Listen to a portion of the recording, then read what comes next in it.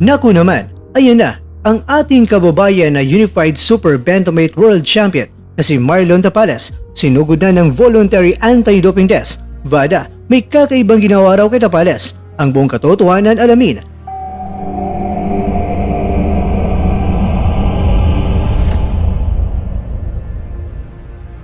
見えてなかったん見えですか？なかったです完全になんかふにゃってなって Ang dating world champion na si Yuki Noriuguni na nakaharap ng current World Boxing Organization Global Super Bantamweight Champion na si John Riel Casimero ay aba, may panibagong mga revelasyon. Ito po ang mga nilalaman ng ating kwentuhan. Kaya tara, kwentuhan na!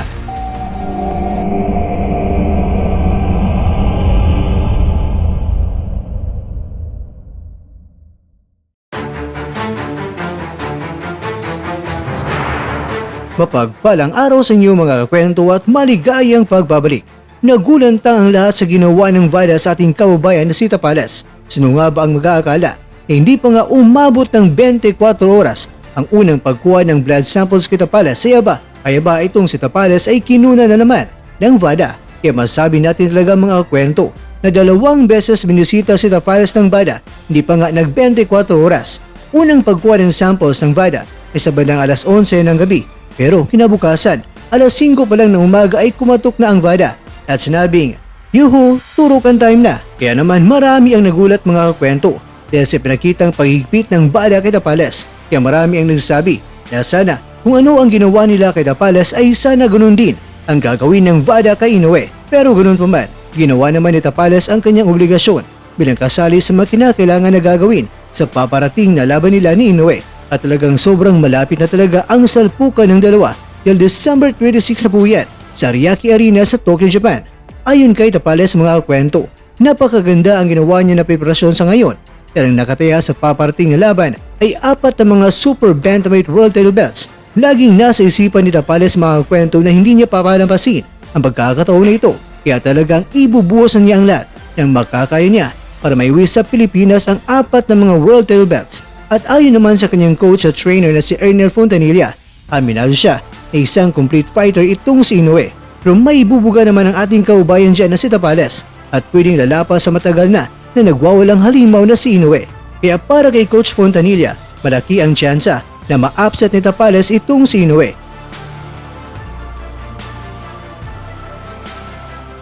Samantala, ang asignboxing.com na YouTube channel, may panibagong revelasyon na naman itong si Uguni. Inamin niya na sa ataking ginawa ni Casimero sa kanya ay talagang naalog ng konti ang kanyang utak dahil sa suntok na pinakawalan ni Casimero. Ayon nga kay Uguni mga kwento, itong si Casimero ay talagang didikitan siya kaya ang ginawa niya ay nagpakawala siya ng mga body shots. Kinakailangan niya na umatras habang nagpapakwala ng mga kombinasyon at ayon kay Uguni ay napakaganda ang naging simula ng kanilang bakbakan. At sa totoo lang ay mas hinigitan pa ang kanyang expectations bago pa ang laban. Pero inamin naman ni Uguni na sa simula pa lang ng laban mga kwento ay nakaramdam na siya ng kaunting pagod. Pero ayon kay Uguni, siya ay nakakuha naman ng mga puntos. Pero hindi naglaon mga kwento ay hindi niya ramdam na siya ay pumupuntos pa. Pero ayon kay Uguni sa round 2 pa lang, sa tingin niya, itong si Casimero ay nakaramdam na raw ng pagod. Tila ba, itong si Casimero ay nawala na ng momentum at hindi raw katulad sa unang round. Kaya ayon kay Uguni, sa panahon nakatama siya kay Casimero ng body shot, gusto niya na sana ay dublihin ang kanyang mga atake pa. Kaya lang hindi na niya ito nagagawa dahil biglang didikitan siya kaagad ni Casimero. Maganda man ang kanilang palitan ng mga suntok pero hindi ito pumabor sa kanya dahil tila ba mga kwento napuputol ang kanyang mga sunod-sunod na mga atake sa panahon ginagawa ito ni Casimero. Pero ang ikinagulat na lang ni Uguni bago magtapos ang round ay biglang nasapul siya sa kanan ni Casimero at doon na naramdaman ni Uguni na siya ay nasa delikado na nakalagayan.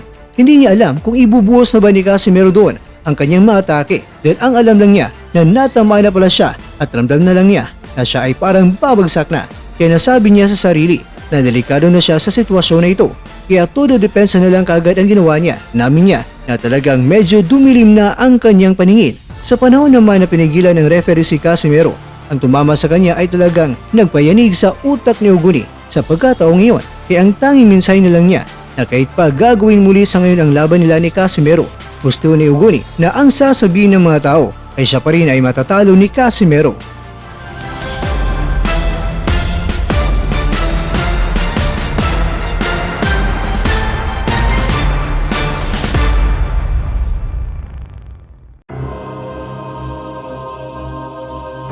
Mga kakwento, hindi pa nga nag-24 oras, 2 beses nang binisita ng Voluntary Anti-Doping Test o VADA ang ating kaubayan na si Marlon Tapales. Marami man ang nagtataka kung bakit ganito kahigpit ang VADA ngayon kay Tapales. Kaya sana ang hiling nila ngayon na ganito rin daw sana ang gagawin ng taga-VADA kay Inoue. Kay Yuki Nori Uguni naman na nagbunyag sa mapait na sinabi niya sa kamay ni Casimero. Biruin niyo mga kwento, medyo naalog raw ang kanyang utak at kahit pa muling maglaban sila ngayon, gusto niya ang sasabihin ng mga tao ay tatalunin pa rin siya ni Casimero.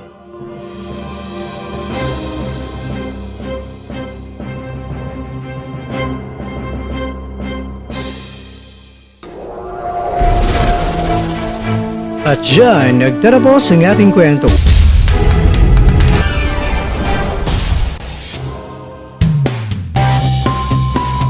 Maraming salamat mga kakwento sa inyong panunood. Pero baka naman mga kwento ay nagustuhan niyo po ang kwento natin ngayon.